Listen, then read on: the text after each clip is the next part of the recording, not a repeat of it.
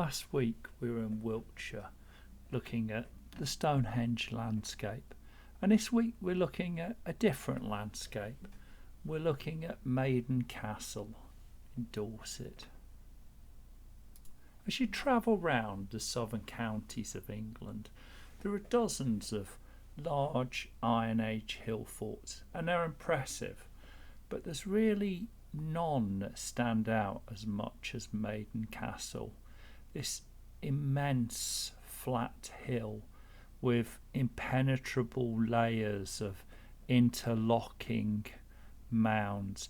Each of these would have been probably 50 to 100% higher than they are today, and the entrance there is bewildering.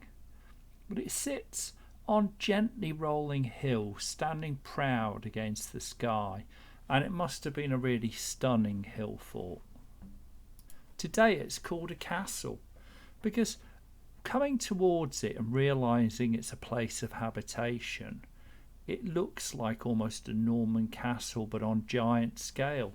Each of these mounds around, these ridges, they're about 30 to 40 foot high now, very steep, very slippy, with a ridge along the top, but they would have been up to twice as deep, and there would have been wooden palisades the whole way around. You imagine when archaeologists came here in the 1920s and they found a Roman ballista bolt and they saw a war grave with dozens of skeletons. Well, the imagination ran feverishly, and even today you sometimes see it referred as the Battle of Maiden Castle. But what's really impressive about Maiden Castle is its scale and complexity, not particularly its history. There's no written history, there's no details of a battle here. In 43 AD, the Second Legion Augusta under Vespasian did indeed work their way through southern England, civilising or putting down the Britons, ensuring a Roman supremacy. But did they fight a battle here? In 1937, Sir Mortimer Wheeler excavated the castle, and he found people buried with grave goods, ornaments, beads, brooches, ritualistic funerals, but not anything that suggested hastily dug graves. And although they were buried often very close together, there's no real evidence that more than a handful died from violence. So really today it's believed. Walking around here, you're surprised at how high up above you are, how far up, how deep the ditches are, and how they've lasted 2,000 years. Because this hill fort actually started out as quite a simple settlement, taking up about a third of this hilltop. It was roughly a figure of 8, about 6,000 years ago. And then over the years it enlarged and it became a proper hill fort instead of just a causewayed enclosure.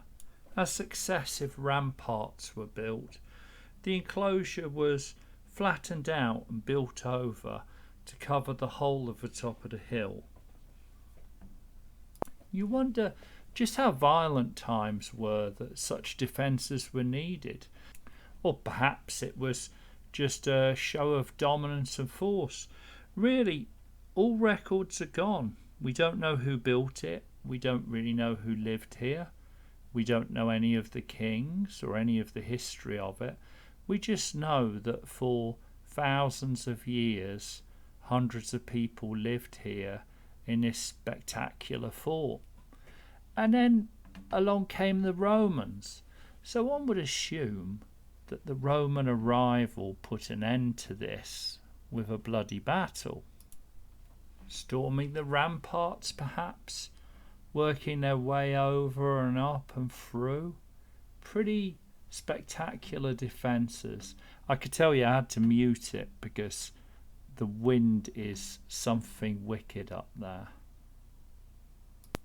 But when they excavated, they found a Roman temple built some years later when there was definitely a Roman fort on top of this castle. But no real evidence of a battle, no evidence of a Hollywood-style rebellion, nothing like that at all. Really, they found a decline and an acquiescence, a disappearance of the British ruling class. And then an ever-present minor presence of the Romans. But 2,000 years after it fell out of use, Maiden Castle is still a spectacular place to visit. It's wild, rugged, impenetrable, quite hard work, and well above the other hill forts I've seen, which are often quite hard to tell. You need a sign to tell you it's a hill fort, or you need to stand from a certain direction to realise it. But here, Maiden Castle is unambiguously an immense Iron Age hill fort, and it shows you what they were capable of. It's no simple feat to build this by hand. Okay, they cut the top off a big hill, but they didn't really do that. They actually built up the top of this hill, and the structures at the side were all dug by hand. At the far end, when they excavated, they found slingshot stones, a whole pit of hundreds and hundreds of slingshot stones. And when they looked at where they were from Chesil Beach, probably 10 miles from here.